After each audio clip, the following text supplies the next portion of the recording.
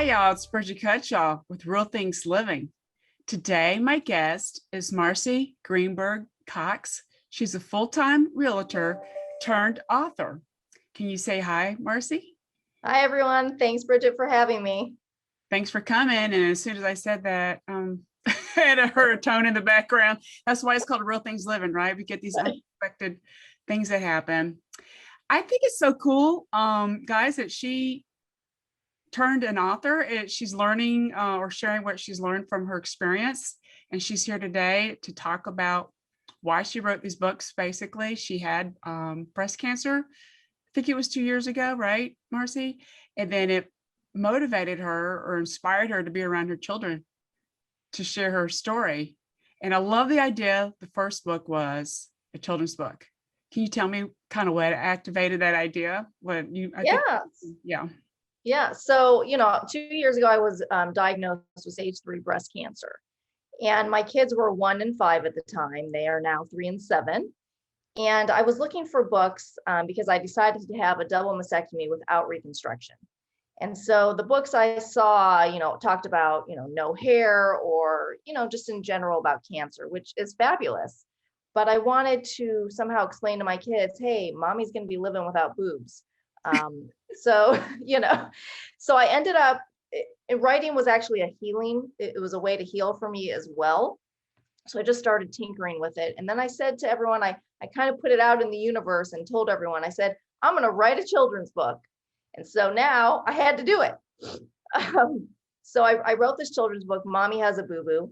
And it's basically, it's my journey. So it talks about, finding out you've got cancer, meeting with the doctor, having surgery, telling the child, hey, mommy has a boo-boo in her boob, she's going to have it removed.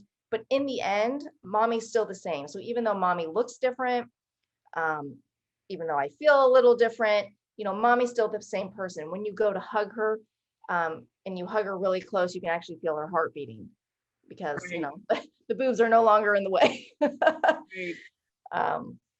So yeah, and so I recently, so it took me about 2 years, so that just came out in December, and then and then from there I've kind of turned into more journals. So there's actually a journal that goes along with it. Mommy Has a Boo-Boo, Now What? And so it's a discussion question. It's a discussion type coloring book because kids are so intuitive. They've got so many questions, and so my daughter actually helped me with this one, because I put the questions together. I decided to take pictures from the children's book and make them black and white so the kids can color.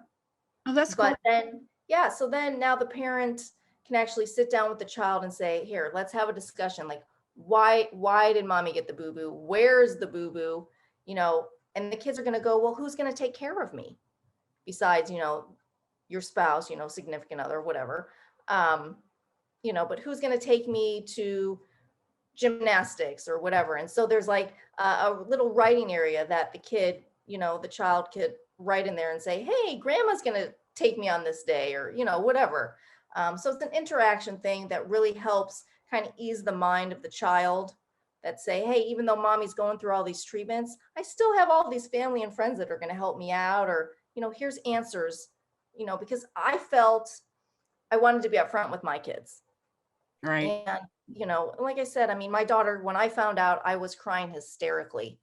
And she says to me, Mommy, what's wrong? And I kept saying, Mommy's going to be okay. We're going to fix this, it's going to go away. But I really needed to tell her what was going on because she knew something was wrong. Right. You said they're intuitive, and it's a journey for the whole family. Yeah. What you're dealing with. Excuse me. Of course, I got an allergy issue today. Apologize. I definitely have a lot of empathy of what you're going through. My kids weren't as young as yours. Mm-hmm. Mine were 8 and 11 at the time. But I think it's the idea of getting your children involved and having a children's book explaining it is a new concept, and to me, a new concept. And I really love the idea that you did some research, right? On what was needed out there. And I really think it's will take off. It's something that I'm assuming you said it just came out in December. You can also learn about sharing it and leaving it libraries and things like that. I don't know if you've Oh, done that. yeah. Yeah, I've reached out to my doctors. I actually gave a copy to my doctor when I first got it. He was all excited. But I gave it to all my surgeon, my radiologist. I'm reaching out because I'm on a lot of Facebook sites, and it's kind of turned into a passion for me now because I was kind of stuck in a rut. My husband even said to me, he goes, what are you so passionate about? And this was even before cancer. Right, And I right, mean, I've been doing real estate, 20 years. And, after so many years, I mean, I still love what I do, but you get burnt out. And he goes, what are you passionate about? And I said, I don't know. And then I get cancer. And then, so Bridget, and then I go, you know what? I want to help women. I right. want to help women, especially the ones who've been newly diagnosed. And that's another one of my journals is the breast cancer GPS. And so Oh, when I was going through it, I had another friend who unfortunately also went through it, but she said, Marci, you need to, here's a bunch of things to give to your doctor.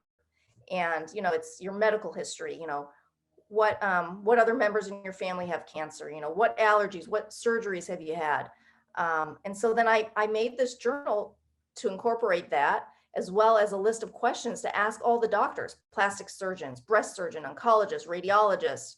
I've got a 20-week thing. I mean, I went through chemo, I think it was like 20 weeks. So I have like a 20-week daily journal of just things because of course you get chemo brain, that's and I probably still have it 2 years later, but just a kind of, here, newly diagnosed, I don't know what to do. There's tips and tricks in there going through the chemo, radiation, things like that. So I think this is a great journal I, too. I think such a good idea, and it's so helpful, and like you mentioned, it is help. It's therapeutic in a Yeah. way. I don't, I didn't write anything like that when I was going through my last time. I did write notes, but I did always have someone come with me with these doctor's appointments because you're like, you're like, I It don't, goes in one ear, out the other, because I it's mean, so stressful. And yeah, it's just amazing that unfortunately women have to go through this. And it's well, the 1 out of 8 women, I believe, is the yep. stat that get breast cancer, but also people should be aware of there's over 35 different types of breast cancer, all kinds of things.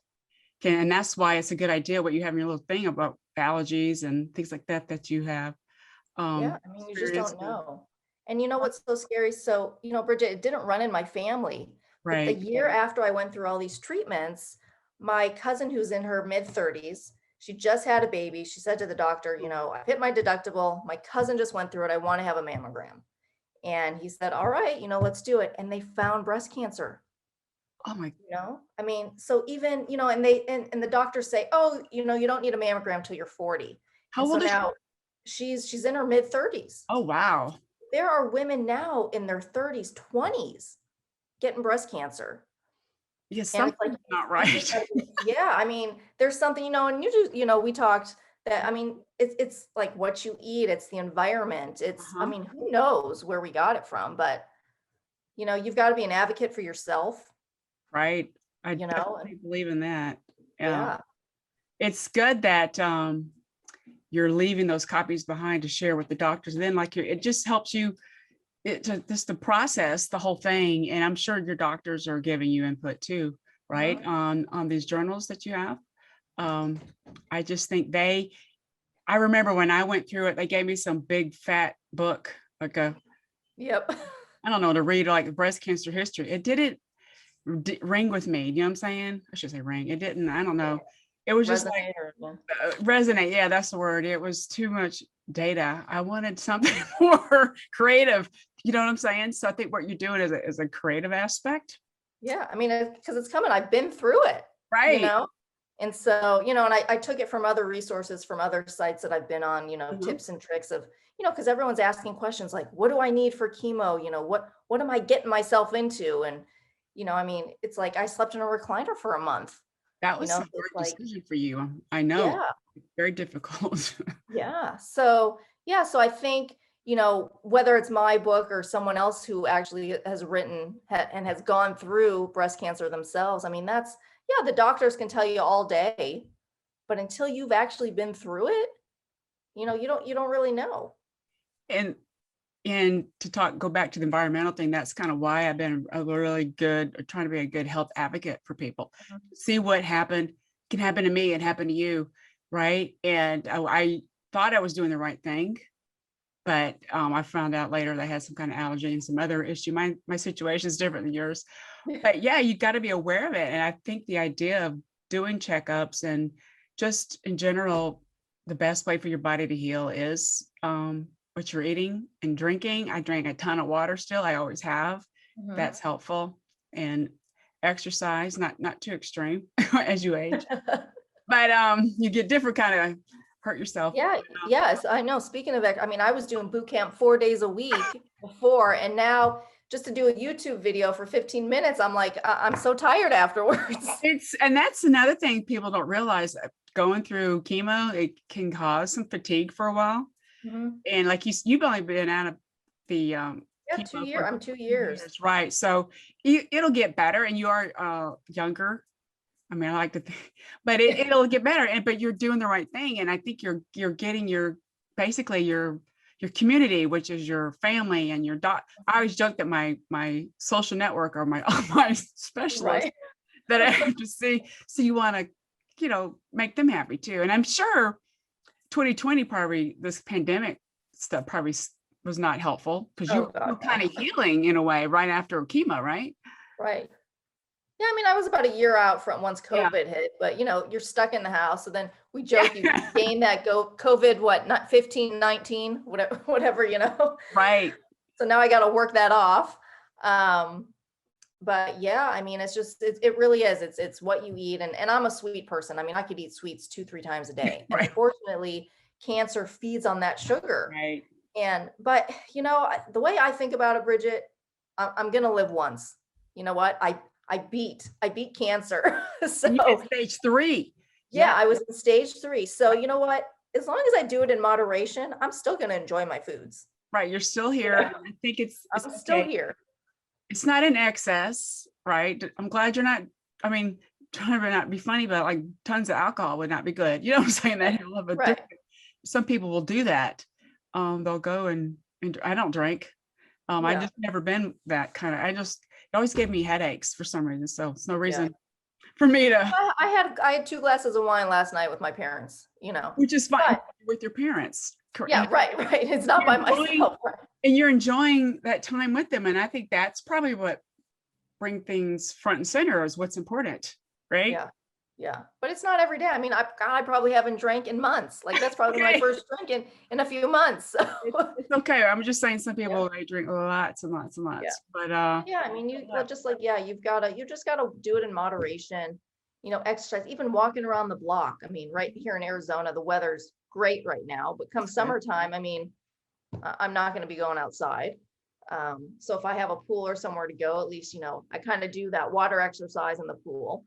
Or I'll do my YouTube videos at home with I'm trying to incorporate my girls, but And how old are your girls now? they're 3 and 7. Wow, that was tough. You had a 1-year-old dealing with, I mean, my brain is like, pow, Yeah. You're dealing with the cancer thing. That is just overwhelming, just to the thought of that. Yeah, and I don't think she doesn't really get it. I mean, she knows Right. mommy doesn't have boobies. Your older Because she'll go, yeah, my oldest definitely, she still talks about it. Because I'm trying to grow my hair out because I went through chemo and lost it all. right. And so she wants my hair long again. And she still talks about when I cried, she goes, I remember when you found out and you cried and they still talk about my boobs. So I have prosthetics. Uh-huh. And so they like to play with them, I won't let them use the real ones because those were pricey, but I've got the knitted knockers, Right. which I don't know if a lot of women know, but you can they provide them free to you. There's these women that they're Okay. Knitted, and so you can get them for free and whatever size you want. And so I let them play with it because I hardly wear them. I actually enjoy being flat. It really has been liberating. Right. I mean, I was small busted anyway. Right. So to not have anything, I mean, and especially again in Arizona, like it's in the summertime, it's so hot. So to not have to wear a bra, it's fabulous. Right, and you sweat less. So, I mean, Yeah, right. I don't know if I said that correctly, but yeah, Arizona I is don't have that boob sweat. right. That's what I was trying to say. Right, You don't right, have to deal with that part right. anymore. And is Arizona is like super dry, right? Yeah, yeah, it's dry. I Yeah. mean, it can get to be 115 here in Oh, the summer. wow. Yeah. Wow. So, I mean, right now, I think today's gonna be high of 80. But I don't have to worry about that. And now I can actually wear clothes that I didn't feel comfortable in before when I had breasts. Wonder, oh, I guess because it was tighter or something, or not as Well, tight. not even tighter, or I didn't have the right bra to fit it I got because, you. it's like a halter top, or like, it just didn't fit Got right. you. Now I can wear whatever I want. I don't care. I've had that, to be honest with you, certain things, the same thing. I would put in something to make me look a little bigger and Yeah, in like a halter, and it's like, it just makes you feel a little bit free, like you said, yeah. and a little bit younger. uh, I just couldn't imagine, I don't know, dealing with this again, though. I know it's tough on you, but I'm so glad that you're doing this to share your story with your kids. It's so much, it's so important to have them part of the healing process Yeah. as the family. It affects them and have they. I mean, you mentioned that you cried when you learned about it. Weren't you at school or something picking her up, or? Yeah, she was at a swim lesson Okay. actually when I found out. I hadn't gotten the results yet. And so I called in like at 3:30 and I said, have you guys heard yet? And so she goes, Right.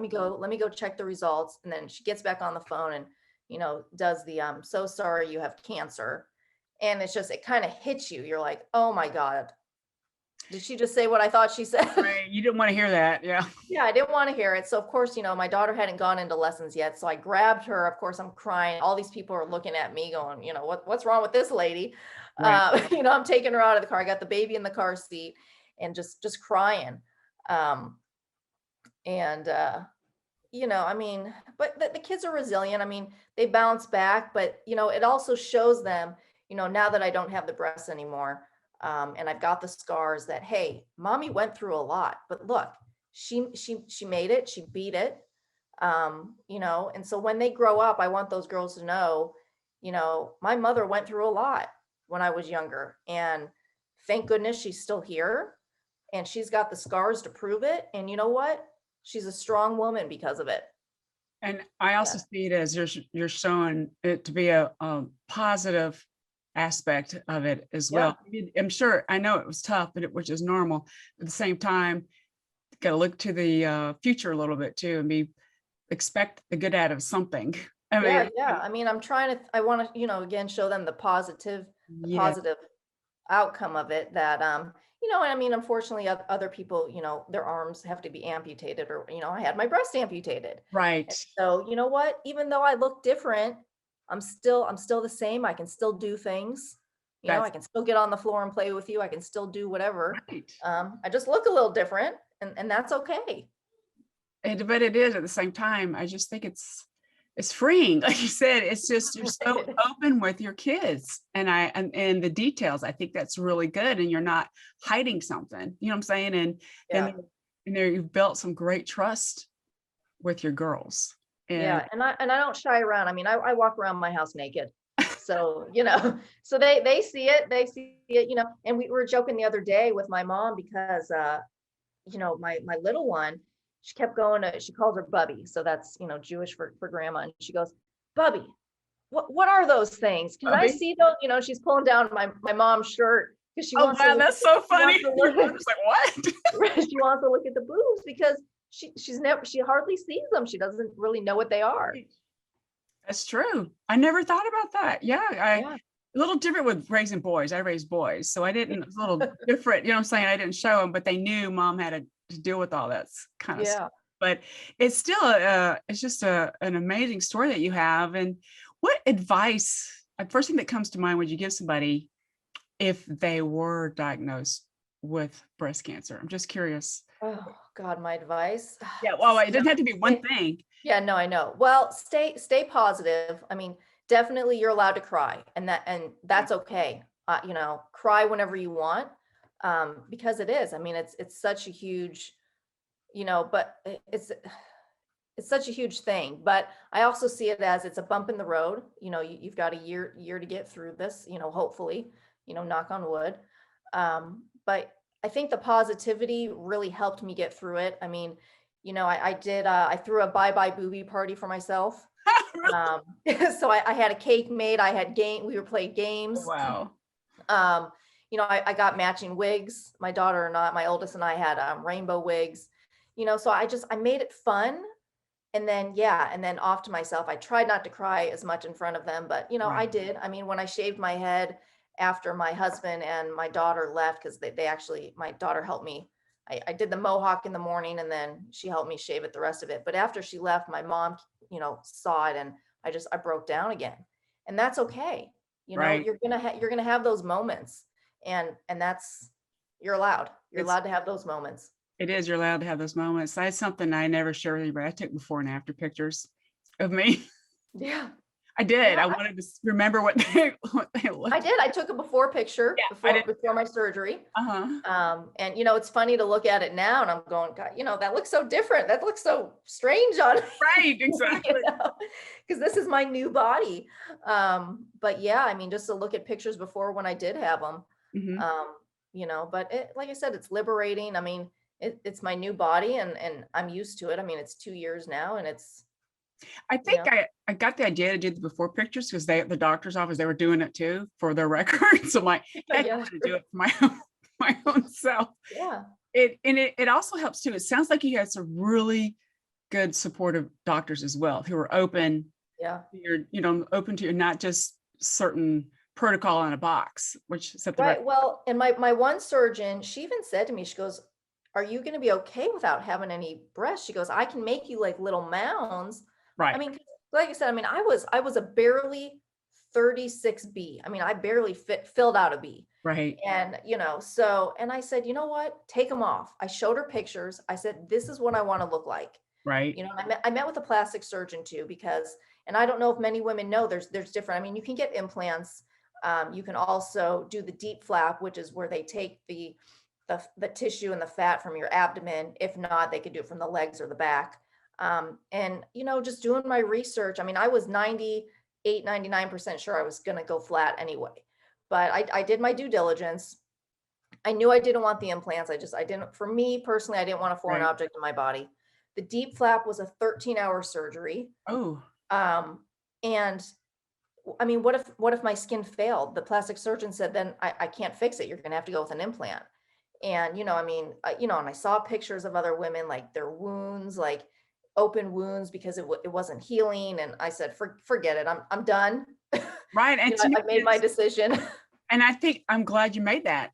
You didn't go that route, and I just think I wouldn't want a scar on my belly. You know what I'm saying? That's how I looked. I mean, I didn't. That wasn't an option for me. I was fortunate that Bridget, you don't have enough fat. Okay, good, thank you. But Yeah. then, No, I mean, I was kind of excited. I'm like, oh, great, I'm yeah, gonna get a tummy tuck. Like I get rid of that baby fat, but I said, you know what? right, you had just had a baby, so it's different. My Yeah, youngest was 8, so that's kind of why mine was yeah, gone.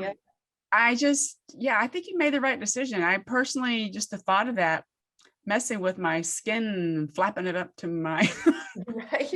and yeah, I would rather, like you said, have nothing, be flat at top and still have a decent looking stomach eventually. But that's Right.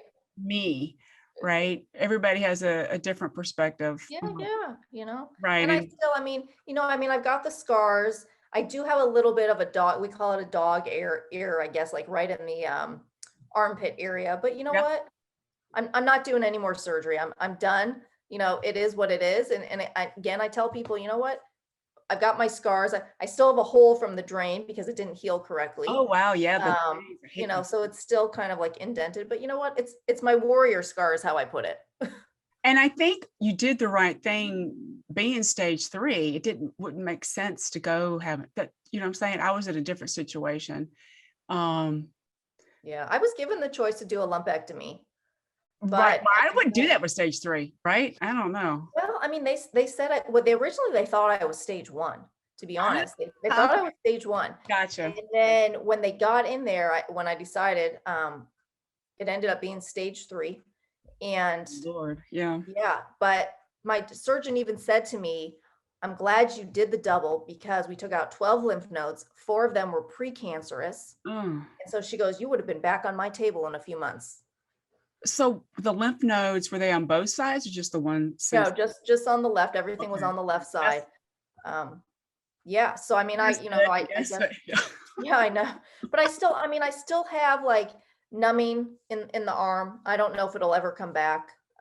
Yeah, probably from I had that too. I still got some, I'm just sharing too much, people, you can't see, but I have some numbness still. It's been, Yeah. for me, my surgery was on my birthday 7 years ago, and I still got some numbness going on. It's just because they had to, some nerves were damaged. Yep. I was really, really grateful I didn't get the swelling. I forgot what you call it, edema. Yeah, lymphedema. Yeah, Yeah, I did I not. lucked out with that. Yeah. Yeah, I did not get that, and I think it helps.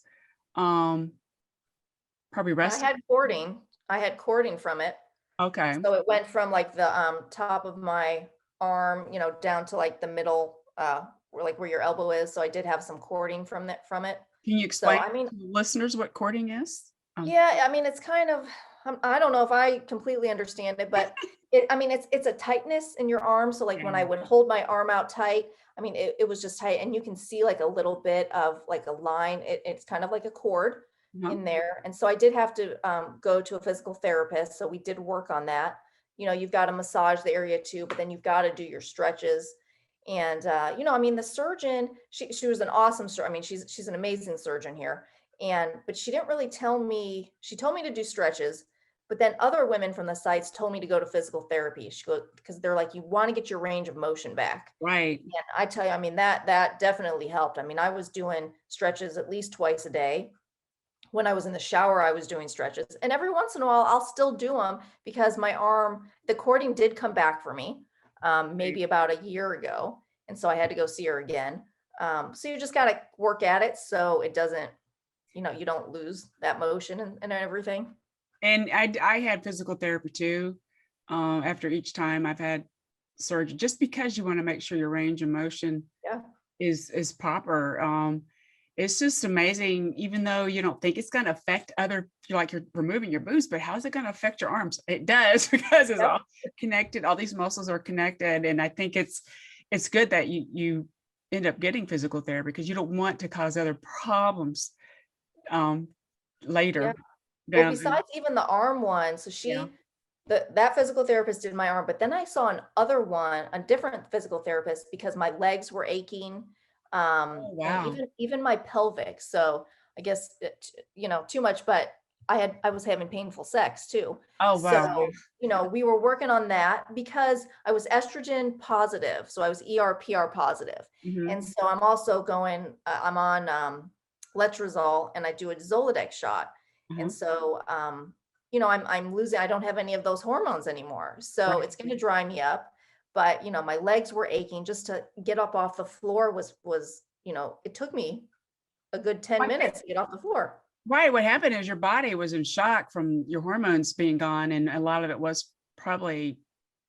Yeah. I mean, they're putting me into, premenopause with the meds that I have to be on. Right. It's also because you had stage 3 and because you had precancerous lymph nodes, I understand the protocol they're trying to follow. You just got to definitely, I'm so glad you're doing the right thing, taking care of yourself and exercising. And then you're using your brain, the creative side.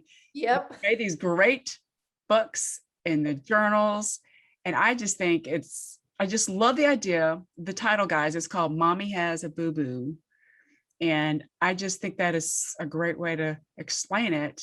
And boo boo also almost like boob. Right. Well, the original title, what was my original? Mommy Has No Boobies was my original title. Right. And so, so my uncle actually helped me with the title of that, and we changed it to Mommy Has a Boo Boo. But yeah, I mean, it's just an easy way. It's probably for ages like 3 to 9, 10 years old. Right. The journal probably, for whenever a kid could write, like 4 or 5 years old to 10. But I mean, it's great. And then my other one back there, the Courage, Hope, and Strength. It's just blank pages. I mean, it's a line journal. So just for, to write your own thoughts and feelings on there. But it's got some inspirational messages in there as well. So that's available also. That's good. So I'm assuming too, kind of you mentioned that you're a realtor too, full time. So did how did that affect it? I'm assuming COVID actually was good. I've heard that realtors are doing great because of Oh COVID. yeah, Arizona, it's a hot market out here. Right. So, we're multiple offers and everything. But yeah, I mean, during my whole treatment, I was still working. I mean, I got through it, and I know everyone, it's going to affect everyone differently. Right. But I made sure I was hydrated, and of course I rested when I needed to. But then I was out showing houses. I was wearing my mask before COVID. So. Right. You had to protect yourself, right? Yeah, I had to protect myself. So I wore my mask. I just told people, hey, I'm going through breast cancer, and, I'm not going to shake your hand. Love and, it. I think I did shake hands, but yeah, but I wore the mask. So yeah. And then, I continued working. I did what I could, and, I think it's good. You also needed that for some confidence too. I mean, I see it's that way. I showed up at meetings too, clients with I was bald, but I would wear a knit hat or something. But it was just really helpful. But it helped my brain too. You know what I'm saying? Yeah. Trying to prevent chemo fog, whatever you want. Yeah, chemo brain. Yeah. Chemo brain. I loved being bald. Oh God, It was awesome. Yeah, it was.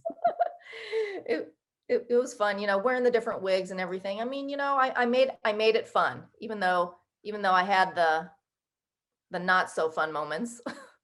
But then if you look back later, you're only 2 years out, you'll think, wow, holy crap, what did what you went, you'll see that. And your kids, where you're going to be even more bonded. And that's how I see it. Yeah. Because I've gone through it myself, and my kids and I bonded because they wanted to take care of mom, Right. They were a little bit older, but and then I just thank God just for the family and friends. And that's what people realize when you're going through cancer. You need support. Yep. Absolutely. And I'm one of those back in the day, I'm independent, but you need. I'm very independent. Right, I can't have people do things. So for me to give that up was a big thing, do my laundry, clean my house, but yeah, I mean, and so many people don't realize there's so many grants out there too. Every state has local grants, but then nationwide there's grants for breast cancer, and so you just got to keep applying. I mean, I applied a few times, but I think I got like 4 months of my mortgage paid for, got some bills paid, even though I was still working, but I had to cut back on things, so I wasn't making as much as what I normally did, so I still needed some help. And so I want women, and that's why I'm so passionate about helping women. So I'm on all these Facebook sites, and I want to give them like, hey, have you reached out to your local community? Have you tried this? And of course, women are asking all these questions. And I want to give back. I want to help, because I had other women help me, and now I want to pay it forward. I love that. That is what it's all about. And I feel like you're like a sister from another mother, because our experience is very, very similar. And I have boys and you have girls, but it's just amazing what you've gone through. And I love the creative aspect, but your takeaway from this, and you're helping other women, and you've got these beautiful books and journals. Can you tell everybody who can't see your video what the best place to find more about you at?